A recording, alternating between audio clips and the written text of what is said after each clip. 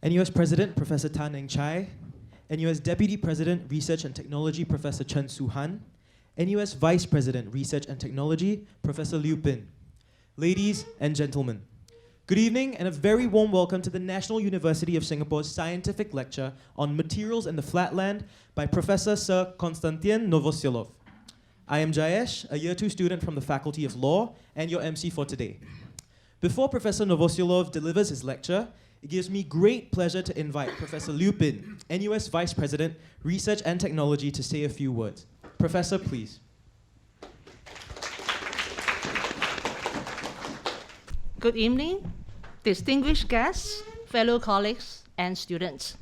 It's my great pleasure to introduce Professor Sir Konstantin Novoselov, who is a world-renowned scientist and eminent researcher in the fields of condensed matter physics, nanotechnology, and functional intelligent materials.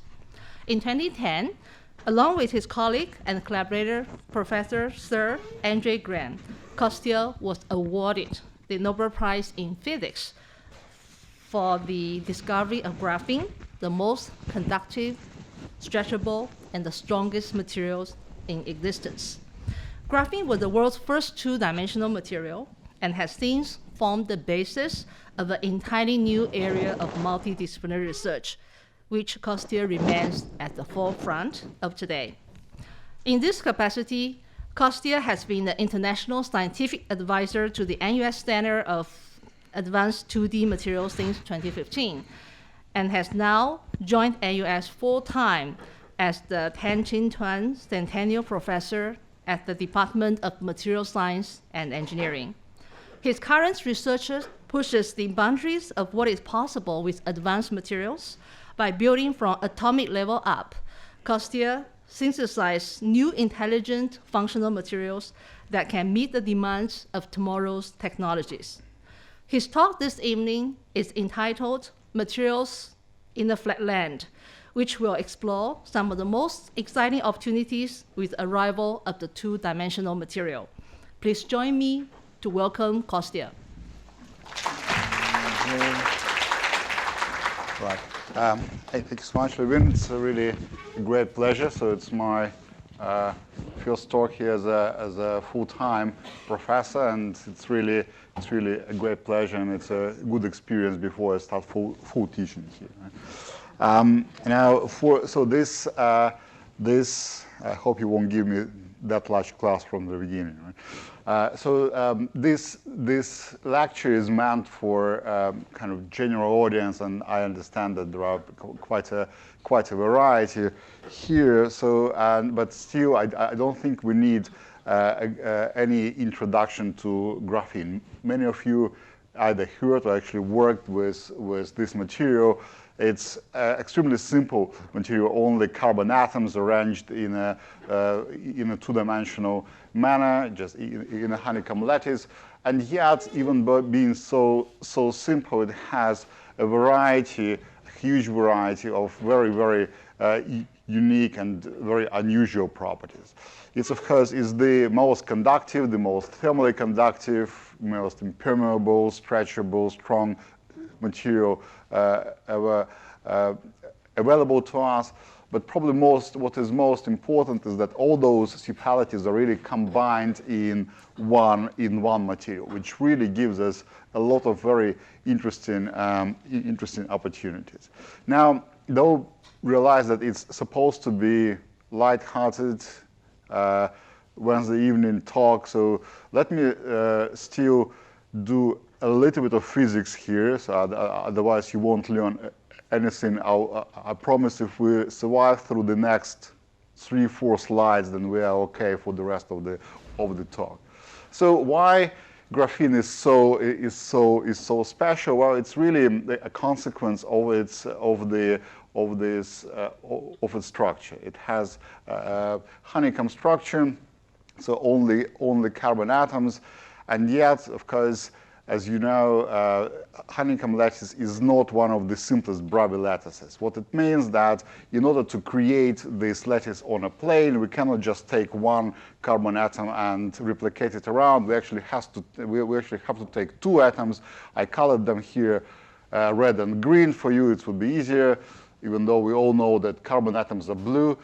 And then, because we have 2 atoms per unit cell, we have to consider quantum mechanical superposition for electrons which are sitting on those, which means that it's like Schrödinger cat is simultaneously dead and alive. So we have electrons which are simultaneously sitting on those 2 atoms, and this superposition gives us very special band structure, which we call the Dirac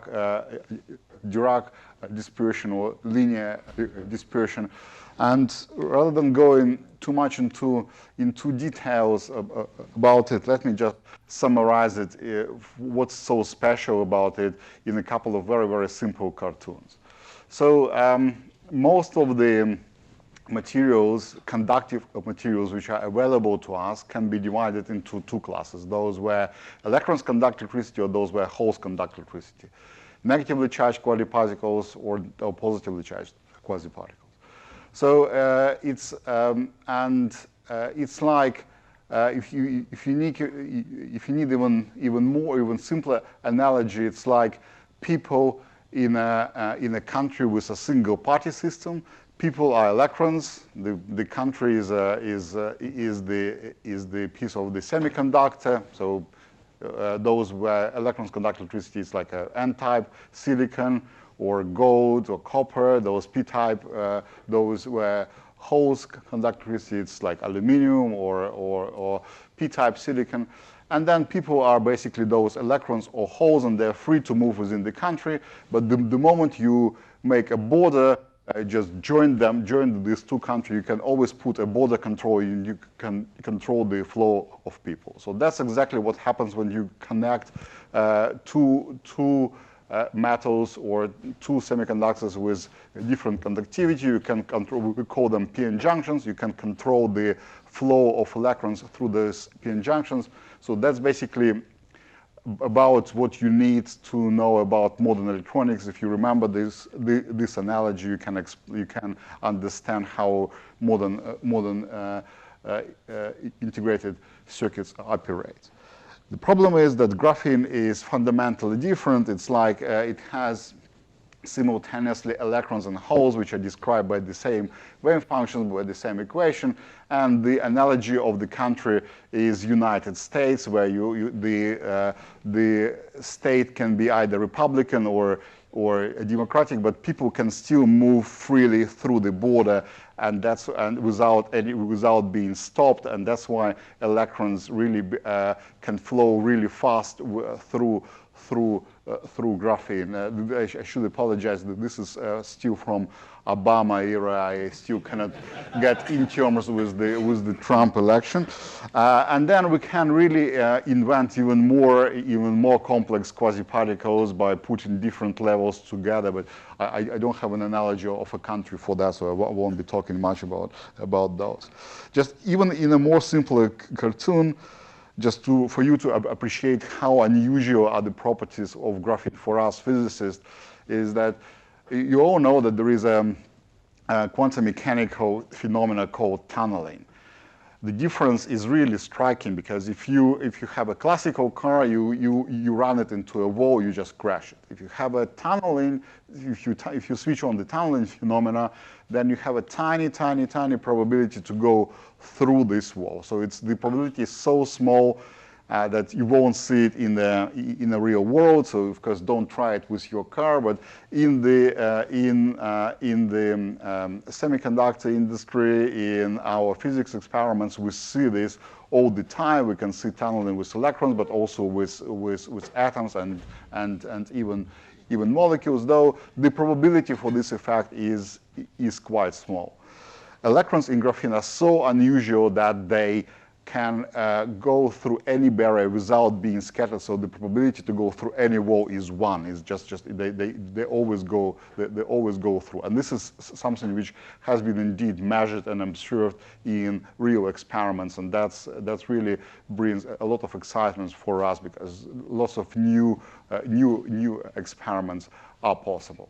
But there are some practical consequences of these properties. For example, it makes graphene quite good for high-frequency electronics because graphene can move, electrons can move extremely fast through graphene. The measure how fast electrons move through any material is called mobility. And for a typical silicon transistor, it would be about 1,000. For the best HEMT devices, it would be 50, 70,000. For graphene, it's easily 1 million. So it really tells you that graphene would be really good for fast electronics, and you already understand why is it so. Then its optical properties are quite unique as well. You can think, well, what kind of optical properties can you expect from graphene? It's only one atom thick. We have millions of atoms of air between me and you, and I still can see you easily. What kind of difference can one extra layer do? But in fact, it's actually quite visible material, so you can actually see it with your naked eye. So here is a picture of graphene. There's 2 layers of graphene here, and the contrast is about 2.3%. So 2.3% is really huge for physicists. We can easily measure it. What is very unusual that this 2.3% not controlled by any material parameters. It's really given only by combinations of the fundamental constants. It's pi times alpha. Alpha is the fine structure constant. So if you ever forget what is pi, just look through graphene, divide the contrast by alpha by 137, and that's you get you get pi. So 2.3%, very, very easy to measure for physicists, but at the same time, it's quite a low number for any electronic engineer because so they would kill to have a material which is as transparent as graphene, but at the same time very conductive, very flexible, because it will form the basis for many electronic devices which require transparent and conductive coating at the same time, which is like touch panels, LCD displays, solar cells, and so on. And so here is an example of an LCD pixel, actually just operational with graphene, and we use here the transparency and the and electrical conductivity of graphene. So it tells you that. So this example probably tells us that graphene has not only the very good science, but it also has it also can do something for applications. But before going with lots of promises what graphene can do for us in the future, let me just give you a few examples of what graphene has done for us already. Well, one thing is that it created workplaces. Lots of my students, and I'm sure lots of students from Antonia, from Barbaros, they opened their spin-off companies, got rich already, so which is always good for economy. This supposed to be was meant as a joke until a few years ago. I received my regular copy of the Glamour magazine, and then on one of the pages you read 5 jobs our kids will be doing. And then they're right next to avatar stylist, virtual architect, avatar stylist, active makeup, a developer. There is graphene engineer. So, and if mentioned by Glamour, of course, it must be true, right? It also provides entertainment. I'm sure that this sitcom is quite fashionable here as well. And in one of the episodes, Sheldon, the main character, the string theorist from Caltech, was trying to figure out why electrons in graphene move as massless quasi-relativistic particles. You all know this already. It's because of the honeycomb symmetry of the lattice, but he spends the whole episode trying to figure it out. And it's not really surprising because some of the formula on this whiteboard are actually wrong. They're not for monolayer graphene, they're for bilayer graphene, and electrons there have mass. And another example, it gives shelter. If you ever fancy to live in Tallahassee, Florida, you can quite as well live on the graphene lane. But now, seriously, so graphene, even though for us, it's for people who've been working with it, it's very, very special. When it turns into applications, it turns out to be not that special after all, because it really follows exactly the footsteps of many other advanced materials before it, like carbon fibers or carbon nanotubes. They all started their way into applications from being used in composites, and first in sports goods, where the people can pay premium for small improvements, and so that's that's actually makes me to believe not only in the laws of physics but also in the laws of economics. So these experiments with graphene actually are confirmed by previous experiments with carbon nanotubes and carbon fibers. Just to give you a few more examples, a couple of years ago we joined forces with Richard Miller and McLaren, and we created this world lightest, unfortunately also world most expensive watch as well. So it's you need to find it's definitely by far most expensive watch per gram. So it's 32 grams of weight per for 1 million Swiss. If you haven't got 1 million Swiss, you can spend $250,000 on this car. It's a small manufacturer close to Liverpool, and they actually it's a road-worthy car, and they produce it. And because it's a small manufacturer, it is really convenient to collaborate with them, and we tested lots of recipes with them. And actually, starting this year, all of their cars are using graphene composites, and the reason for that is not because it gives improvement in strength or improvement in weight. It's actually the speed of production, because of the thermal conductivity. Those composite panels, they settle much faster. And that's really underlines the importance of collaboration between academics and industry, because the speed of production is something we would never ever thought about, and yet the reason for them to use to use graphene is exactly that. So also Ford cars, most of the Ford cars now use graphene parts under the bonnet, because graphene increases the thermal conductivity and the melting point of some plastics. So there are about 20 parts, 20 plastic parts which have graphene in them, which are used close to the engine. And so going from the composite applications, then graphene moved into a little bit more high tech. So a couple of years ago, Huawei issued their phone where they use graphene for thermal management. And the only reason why not all the phones are used, so it's only top models of Huawei that use graphene, and the only reason for that is that we simply cannot produce enough graphene these days to satisfy the demand.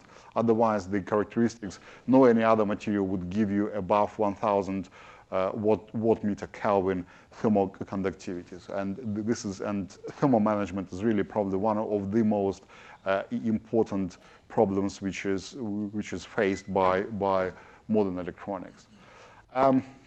What is really nice that up to now all those applications which I showed you, they were using small flakes of graphene produced by reasonably low tech methods. So what is really nice is that starting last year, we also start to see more high tech applications. Here is one example of those. It's former Nokia UK produces those chips based on graphene and quantum dots to create extremely sensitive photo detectors for a variable range. And one of the main use for those is in the driverless car, where you need to have different sensors to go through the fog and so on. Now, all those applications are nice, but there we always use graphene to replace some other materials. What we would really like to see is something slightly different, is where graphene actually creates completely new applications because of its unique combination of properties. And it's always much more difficult to create new applications. It's like dreaming a joke in your dreams. It's pretty much impossible to program. I'll just give you one example what I mean, but I hope that you can come with even more examples in the future. So here is adaptable contact lenses. You take a contact lens, you put some graphene on top, and you put another one on top and fill in the gap with liquid crystal. And what you get by applying voltage here between the two graphenes, you can change the refractive index of the liquid crystal, and you can change the focal distance of this of those devices, so you don't need several pairs of glasses, so you can switch one. And here, this application really needs graphene because you need something transparent, conductive, and flexible at the same time as well. So, and over the recent years, so there is another huge range of applications starting to appear, which I think will maybe dominate the market, the graphene market, maybe in 5-7 years, is to use of graphene as a membrane, because graphene is in principle impermeable to any atom, so nothing can go through. At the same time, we can modify it so that certain atomic species can penetrate it, and we can control those species. So these kind of applications are considered for either water purification, or because actually graphene is transparent only for protons. It's a perfect proton membrane, so it's a very, very good material for energy applications like fuel cells. But generally, membranes, I think, will be extremely useful for many things. A part of water purifications, it's like filtration, it's ion extraction. There is lots of work on the use of graphene nanopores for DNA sequencing by DNA translocation. Even though that I should admit that over the recent years, other 2D materials start to dominate in this area. Drug delivery is a big direction as well, but though it's typically biology, so it takes much more time because of the health and safety regulations, sensors, and so on. So maybe I can say a few words on the mass production, because of course many of you know that a long time ago we started our journey with graphene by using a Scotch tape and exfoliating crystals of graphite from high quality graphite. So it's basically the material which goes into the lead pencils. In principle, you can actually you can use pencils to do it, though it's much better to take high quality graphite. I should admit this technique is still being used in my lab and in many other labs across the globe, because it's just the very quick and very reproducible way how to get monolayer graphene. But in fact, for industrial applications, there are many other ways how to produce graphene. One way is, for example, the CVD, chemical vapor deposition. You basically take a hot surface of the metal, which has some catalytic properties, and then you run any carbon-containing species on top of that, and you crack those, and then carbon atoms arrange themselves in a two-dimensional film into graphene. The beauty of it is that you really can use pretty much any carbon-containing species at all, and so you can use even carbon waste if you want, and you can turn it into graphene. Just to show how versatile is this technique, I don't think anyone can guess what's this blob? Probably not. This is just, we were trying to create iron-doped graphene, and to do that you basically need a mixture of carbon and iron. So where do you get it? You just prick your finger, put it on a piece of metal and stick it into the oven, and then a few hours later you get your graphene doped with iron. I should again, just looking at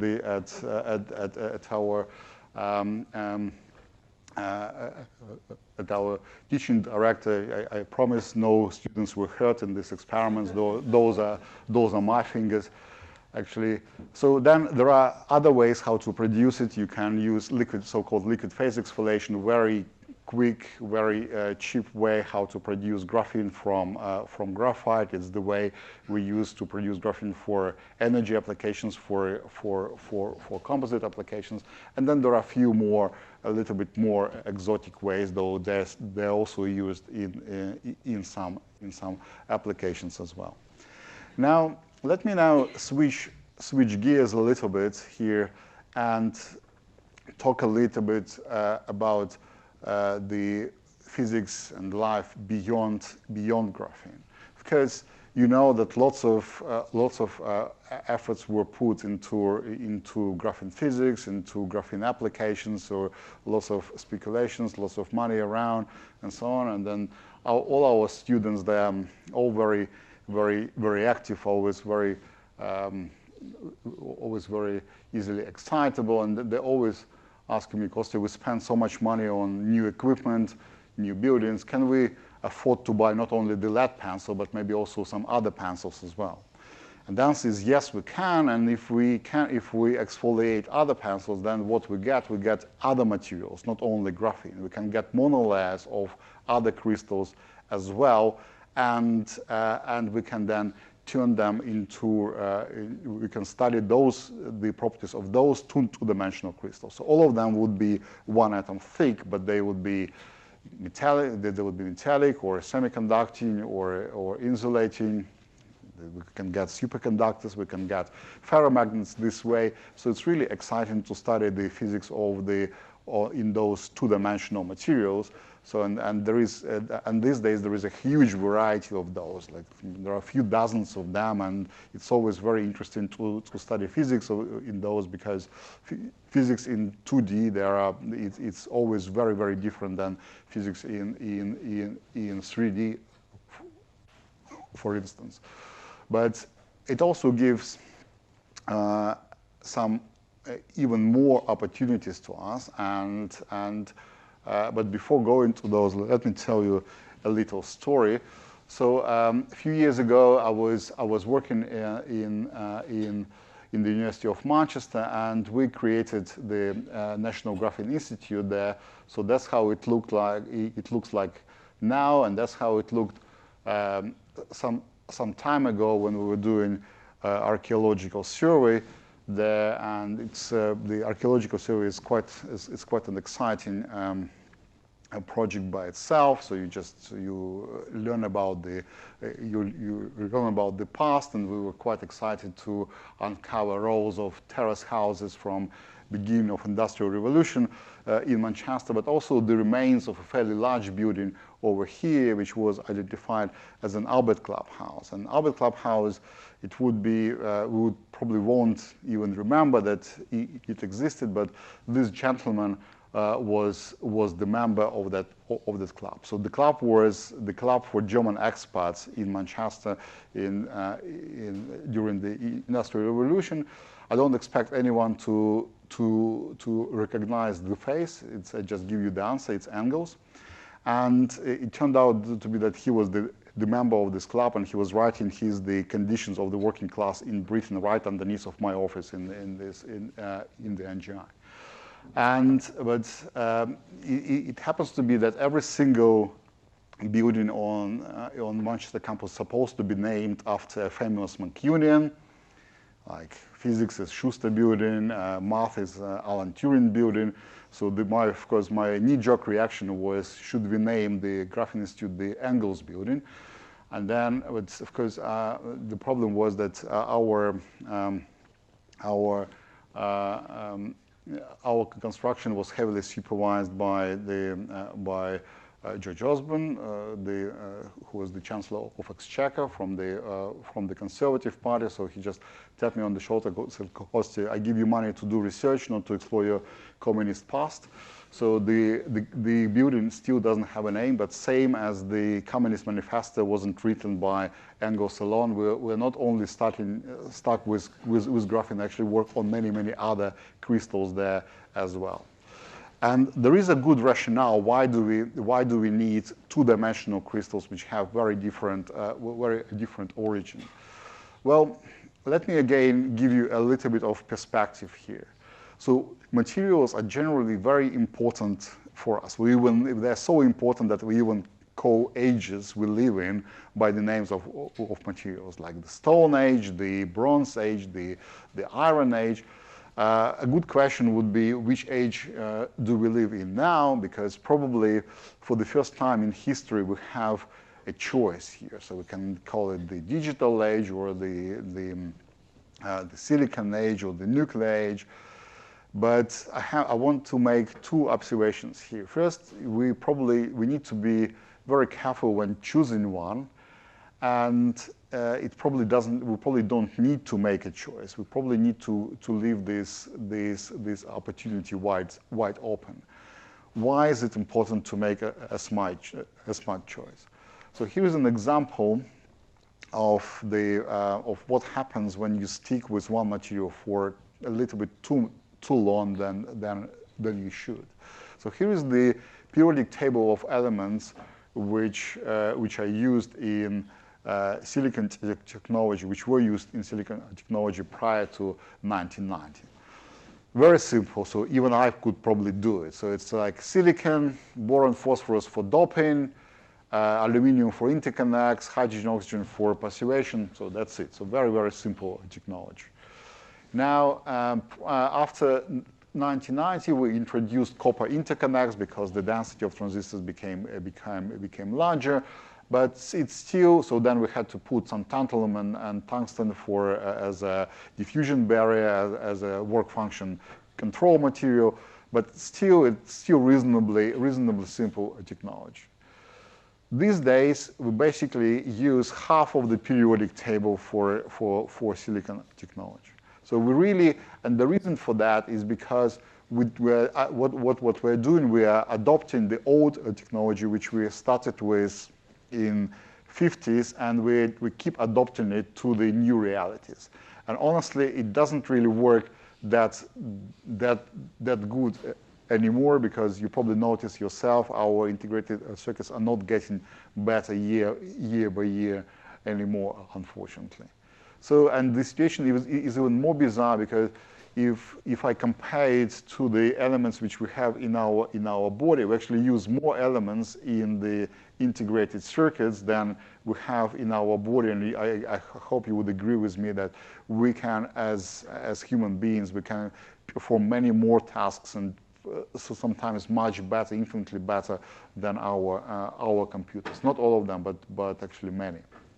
So it really, and there are a few other examples like this where we bet a long time ago on one material. Like for construction, we use steel. For aerospace engineering, we use aluminum, and really we're stuck with those materials.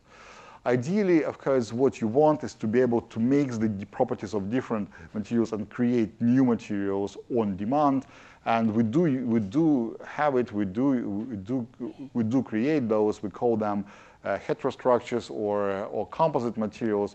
But those examples are still few and far between. Ideally, what you want is really to be able to create new material for any new application by scratch, by atom or layer by layer engineering, and then you can encode the functionality with very high precision. So you can say that my top layer would be sensor, next one would give me solar power, and so on. And that's what I call the designer material. So you would design new material for any new application. We do this already with our custom manufacturing. You draw a new piece which doesn't exist, bolt, 8.2, and then you send it away, and it can be printed and designed and send it back to you. We do it with chemicals as well. You can ask to create small pieces of DNA, so just type ATG in on your email and then send it away. A week later, you will receive your piece of DNA created specifically for you. The question is, can we do it not only with chemicals or with parts, but also with the materials? And I want to argue that 2D materials actually give one of the possible platforms for this, because what you can do, if I have a library of those two-dimensional crystals available to me in the lab, what I can do, I can come there and of course I can study each individual crystal, but I can also combine them together in a three-dimensional stack. We call them the heterostructures, and then you can encode any properties and any functionalities even in this structure. And we actually do this in the lab all the time now, and it also created a range of very different new devices like tunneling transistors or solar cell photodetectors, light emitting diodes, and so on. Just to show you how versatile is this technique, here is the example of a tunneling transistors, and really 2D materials are perfectly suitable for tunneling transistors because you really need a tunneling barrier I showed you before, so that something electrons can go through, and you can control that flow. And this material needs to be thin and flat without any defects. And in the scope of 2D materials, we actually have quite a choice. And just to show you how versatile is this technology, we created materials with we created those transistors with the barrier made from vermiculites. Why vermiculites is basically clay. So why we used exactly that one? Because it's something which actually goes into the cat litter boxes filler. So you basically go into the shop, you buy this cat litter boxes filler, go into the clean rooms, and you make your transistor, which actually works. It's not a particularly good transistor, but it has some interesting properties, that it has hysteretic behavior, so it acts as a memory chip. The only thing which you need to remember is to use that cat litter boxes filler before it goes into the cat litter boxes, not afterwards. So I wanted to maybe spend 5 minutes to show you how really new and unusual physics we can get with those materials before we finish the talk. So here is one of the most simplest possible heterostructures, which we create by sandwiching those two-dimensional crystals, and yet even those give us very nice physics. So the heterostructure is very simple. You take graphene, you take boron nitride. So boron nitride is exactly the same structure as graphene. The difference is only 1.8%. So if I plot it like this, you won't even notice it. If I exaggerate this difference, you would notice that there are some so-called Moiré structure, and exactly this Moiré structure, which we can control by rotating the two crystals as well. So that's another knob which we can turn. Literally, you can rotate those crystals with respect to each other. We can control the size of this Moiré structure. And now we can, because electrons now feel this Moiré structure, we change our beautiful linear dispersion relation. We can control the spectra, and because electrons feel this extra periodicity, and this already led to really to the observation of a number of very exciting phenomena, including superconductivity. So here I have another phenomenon. It's the Hofstadter butterfly, which was predicted a long time ago, but it was very difficult to observe in any other structures.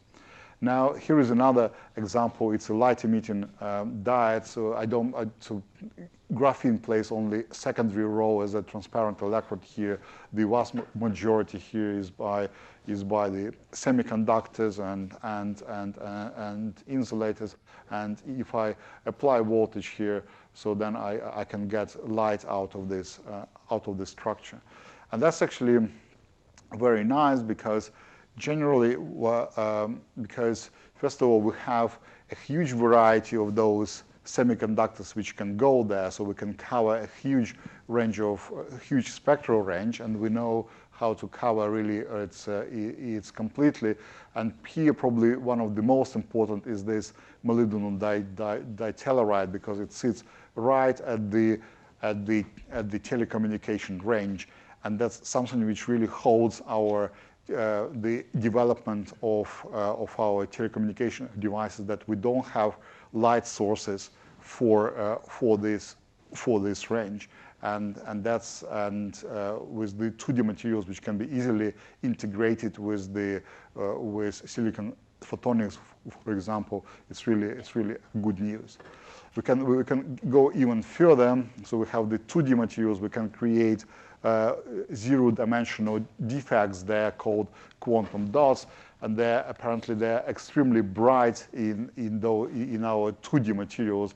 And those quantum dots, they again very useful devices because they're used, for example, for quantum telecommunication. And again, the ease of the integration between the 2D materials and silicon photonics gives me hope that it will be really one of the prime applications of graphene and other 2D materials to allow 5G but also 6G technology.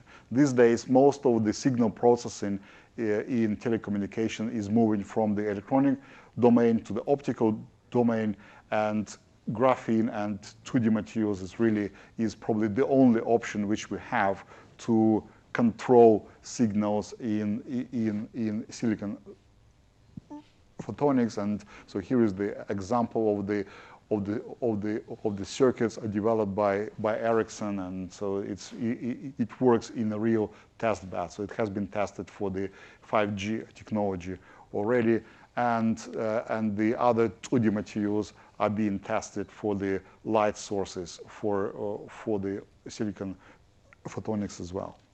Now, before I finish, let me say that those heterostructures, of course, they give lots of flexibility and lots of excitement for us in the lab, though it will still take a while before we get into before those will get into applications. At the same time, you can use other ways how to assemble those structures. But also, it's important to notice that we probably don't need to assemble only those 2D crystals, which can be metallics and semiconductors. We can actually try to marry them with other materials as well. For example, with polymers, with polyelectrolytes, and that's the work which we do here. So with a new professor, Daria Andreeva, because and here we can really gain from the best of the both worlds. We have very good predictable properties of the semiconductors, of the 2D materials, and we get very sensible, very agile polymers which can react and interact with the environment. And then we can really create very nice very nice heterostructures, not only by 2D materials, but also combining them with other materials as well. And we can program them so they would be responsive to external stimuli, but also because of the interaction between those materials, we can create some feedback inside. So so this reaction would be smart, and that's exactly what we're dealing with now, creating materials beyond 2D materials, even beyond the van der Waals heterostructures. We are creating smart materials on demand, and we already have some results, although patents are pending, so I cannot talk much about this.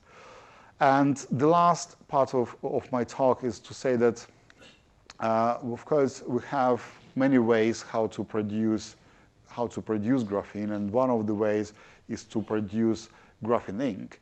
But then what you can do is you can produce inks of many other materials, and that gives another way how to produce our smart materials and heterostructures, because what you can do, you can now put those inks of different colors of different materials into your inkjet printer and literally print one by one layers together, make them interact, make them into functional materials, and that's exactly what we do in the lab, because we can design those inks which can be printable by inkjet printers, by spraying, by screen printing, and then we can print those heterostructures. Their quality is not as good as those which we arrange by layer, but still they get new functions and they can be used for applications. While on the inks, let me tell you a little story about the graphene inks from the past. And so the story takes us to the Second World War, when I'm really sorry for the quality of the illustration. So I drew them once on an airplane, and then I never changed them ever since. So it's Second World War.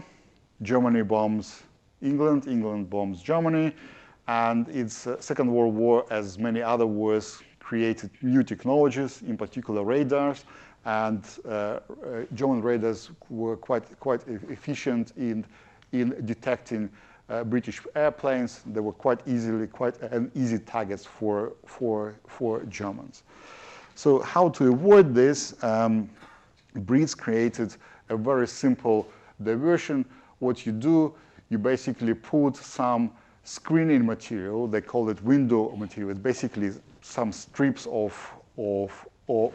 metal, and this diverts, just blocks them from the radar. The problem is that you have to carry lots of metal, and that's so rather than carrying bombs, you carry those strips. So what's the point? You can carry aluminium, but aluminium is really at a premium during the war. So they were trying to replace those strips with graphite paint. And here is an account of the guy who was working in the paint shop, and he was charged with this task of creating graphite paint.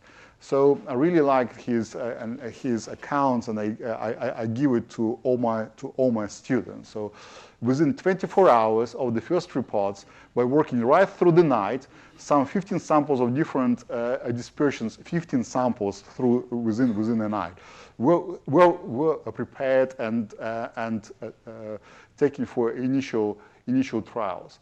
And then the two most important samples were selected for bulk trials, and within a few days, a cask of each were produced. So it took us more than a year to develop recipes of those graphene inks. So one night for 15 samples, 2 weeks later, so a few days later, you get proper material. So here is the graphene, where graphene comes into place. So there is always an issue between printability and resistance. For the printability, you want to add some binder, something else. For the resistivity, you need large flakes. So thin flakes that overlapped were the best. So this is from 1945, right? And a study of the different methods of dispersion and decay clearly did the process, so how to find the thin flakes in there. So they even have a graph with the weight of the coating and the resistance. Typical chemist, no units, so you cannot reproduce it. But anyway, so within 2 weeks, the mills were at full production and hundreds of tons of window material were produced. So it took us a few years to develop graphene ink. So those guys through the war, they were doing it within 2 weeks.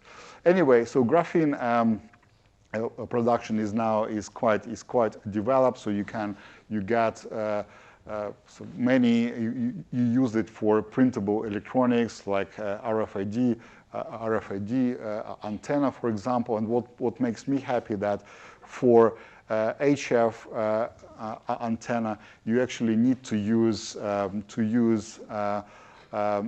insulating layer, and we're trying to use boron nitride to print boron nitride as an insulating layer. Anyway, so this is now just full scale, so it's another application of graphene. And so RFID antenna, you probably know, there is something which you would use for Internet of Things applications. So, but single antenna only communicates its number. It's just the identity. Ideally, you want to communicate some properties as well. And what we're doing now, we're printing antenna, but also printing sensors made of other 2D materials. So really, it's the way how 2D materials are moving into the applications, and they are really following the footsteps of graphene these days, for example. And the big application is the Internet of Things, where many different sensors or even combined sensors are being printed with graphene and other 2D materials. So I think I will stop here. So here are some takeaway messages, take-home messages that there are. So with graphene, we still do a lot of very exciting physics, but these days it's already a commodity. So there are many applications which do use graphene.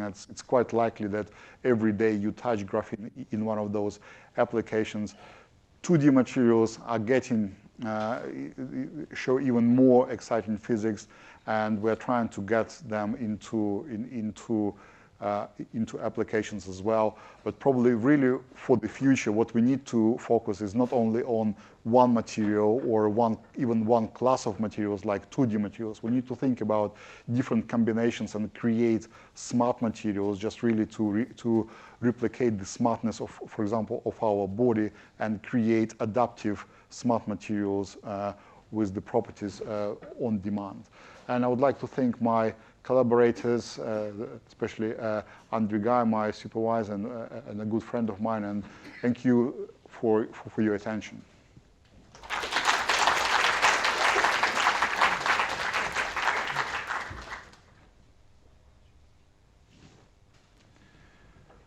Thank you once again for that insightful lecture, Professor Novoselov. Ladies and gentlemen, now we'll be moving on to the question and answer segment of the evening. If you have any questions, please raise your hand, and one of our ushers will pass you a microphone. Before asking a question, please do state your name and which organization or faculty you're a part of.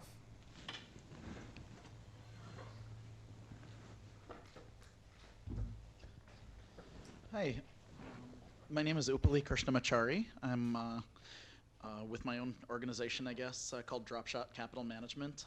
You talked a lot about many different applications of graphene. Really nice talk, thank you. You had mentioned biology, chemistry, physics, and all kinds of different things. I was wondering whether you saw like artistic applications, especially because there are inks, and what have you seen in the world of art, or what can you envision would be a beautiful graphene work of art? I'm not sure why exactly are you asking this question. So some time ago, I picked up Chinese painting myself, and I do paint in Chinese style, and I do use ink which are made of graphene.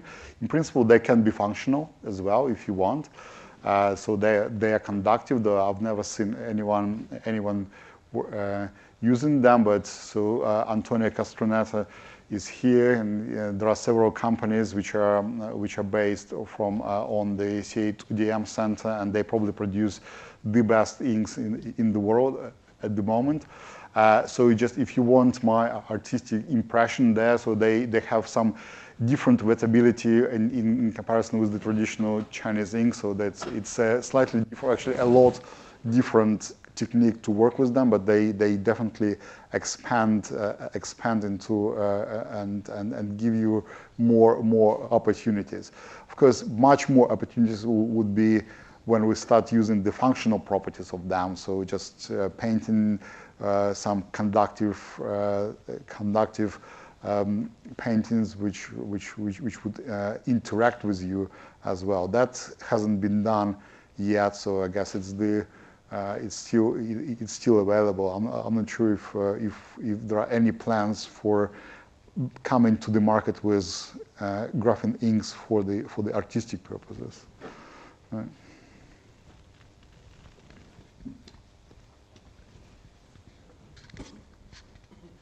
Hi, I'm Pang John from Newcastle University. Earlier on your slides, you mentioned one part about the three cars on the different levels, like quantum and all that. I'd like to clarify what that one was actually explaining. The three cars, you mean in terms of the tunneling phenomena? That's right. Okay. So, in physics, there is a phenomena called tunneling, and so that phenomena tells you that even if there is a barrier, even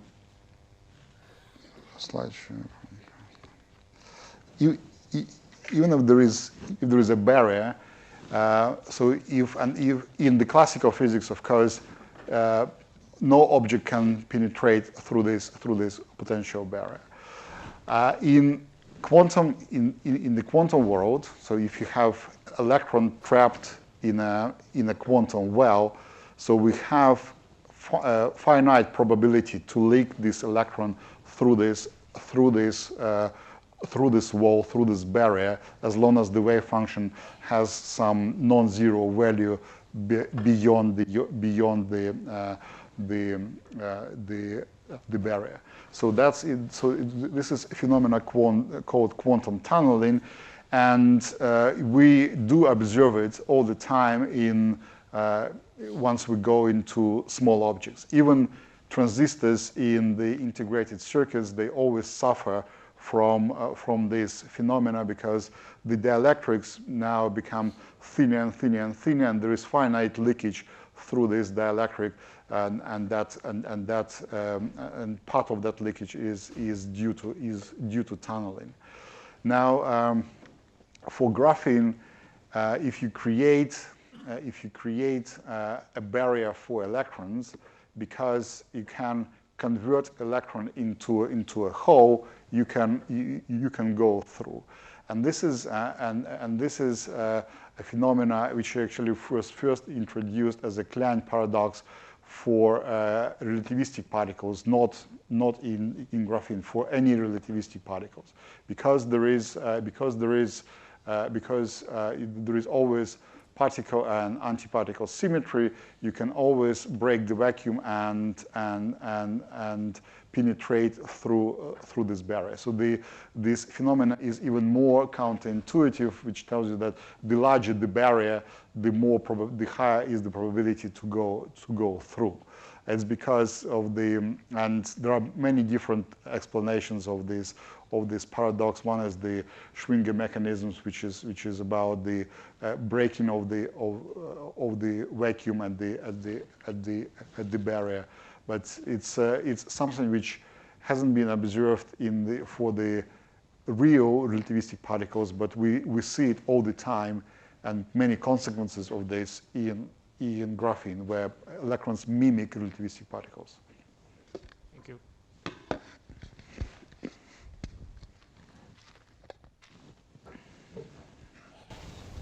How far are we from classifying all the possible 2D materials? Well, okay, I would love to redirect this question to Antonio Castroneta, but actually I know his answer already. He will tell you, if you give me $5 million and a huge computer cluster, he would do it within 10 years.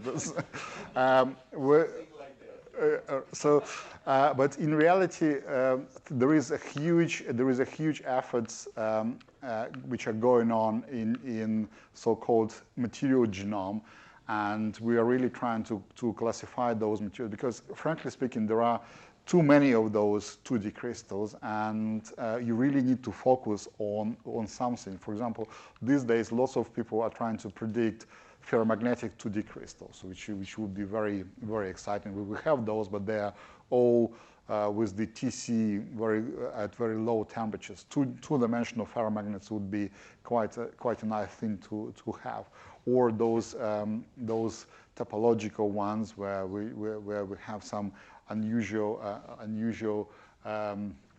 electronic bands. So those as well. So there are lots of efforts, but simply quantifying is not enough. It's like if you talk to zoologists, for example, they would be very, very opposed of simple blind collecting DNAs from all the animals and say, okay, now we don't need zoology anymore, because really you need to understand what each gene does and how it is expressed in the real life, and why we have 4 poles and not 2 and so on. So really it's still a long way before from the prediction of those materials to studying those properties, because we really, it's you get those unusual phenomena for very, very intimate reasons, which are very difficult to predict on a computer. But there are lots of efforts across the globe in that area. Okay. Hello, my name is Zdenek Sofer from UCT Prague, and I would like to ask if you have ever chance to analyze that inks used in the Second World War. Well, I was planning to. I would know where they are, in which museum. It's Museum of War, but not in London, in another city. No, unfortunately not, but I would definitely love to. So it's one of the to-do things for me for my retirement, probably. The second question, one more. How good are the heterostructures which are made by ink printing? Well, they're not, so you won't be able to see, for example, good tunneling there, but I don't have an example of slide here, but for example, you can use them as photodetectors, which are already quite impressive for me, that you can generate electron hole pair, and the printed layer is so thin that you have enough time to separate the exciton into the graphene contacts. So it's actually they can be functional, and it's I would say they behave much better than I would expect. The mobility, if you want to ask mobility, is maybe similar to other printable electronics. It's few, up to 10 centimeters watt second, so not very high. But the advantage of the printable electronics of printing with those 2D materials is that you can utilize the third direction, and there the printable materials can be very thin, and then you can control the flow of electrons much more efficiently. Hi, my name is Pranesh. I'm a PhD student at the ECE department in NUS. You had discussed a lot about variable applications of graphene, and my question is, which particular application excites you the most? Okay. Oof, difficult to say. So it's you see, I've been working on many different things. Probably the best answer is the one which hasn't been created yet, as I said. So we really need to think outside of the box and create one application which uses as many of the unique properties of graphene as possible. But I'm quite excited about the optoelectronics, because I really think graphene is something which really will increase the speed of our telecommunication devices quite dramatically, and that will happen quite soon. And another one is the use of graphene as a controllable membranes for tissue engineering, for biological applications like artificial skin, for example. Okay, that's fine. Truly impressive talk. I'm very intrigued by that slide that you showed different ways of producing graphene. First of all, for everyone, if you do use human blood to produce graphene, make sure you go through the proper IRB process. Okay, joke aside, I'm interested in knowing how you put the two axes, quality and price. And you started with this pencil and scotch tape that won you the Nobel Prize. Why is it high price but also high quality? Is that what you imply by putting it up? Yes, that actually is. So the high quality is because, so we get it from the high quality graphite, and graphite was in Earth for millions of years, and it was annealed under high pressure. So graphite is known as an extremely high quality material. So if you just look at the with the STM, you won't be able to find a single defect. So it's pretty much impossible. The price, well, it's comparable. It's in comparison with anything else. So when I was joking about those students who open up companies, so the first company was the first graphene company was created by Peter Blake, the guy who created the clean rooms in Singapore. So he was really helped a lot for Antonia and Barbara to design and develop the clean rooms. So, and they're still one of the best clean rooms in the world for the university. And so he started his first company. He was my first PhD student between myself and Andrei Gaiman. But he was always very entrepreneurial and wanted to go beyond things. Extremely smart, and he has several companies now. But he doesn't care about money, because he makes all his money by betting on U.S. presidency. So he earns. I'm not joking. He earns money once every 4 years, and then he just enjoy life. So that's his lifestyle. And he created the first ever company, and he was selling graphene at a price £1 per square micron. So, and at that time we were making tiny devices, really few microns across, and he was sending those samples around. IBM bought a lot, Panasonic bought a lot from him. So, but that was his price. So, and now for a mobile phone, you need what, 100 square centimeters. So if you a pound per square micron would get you into millions.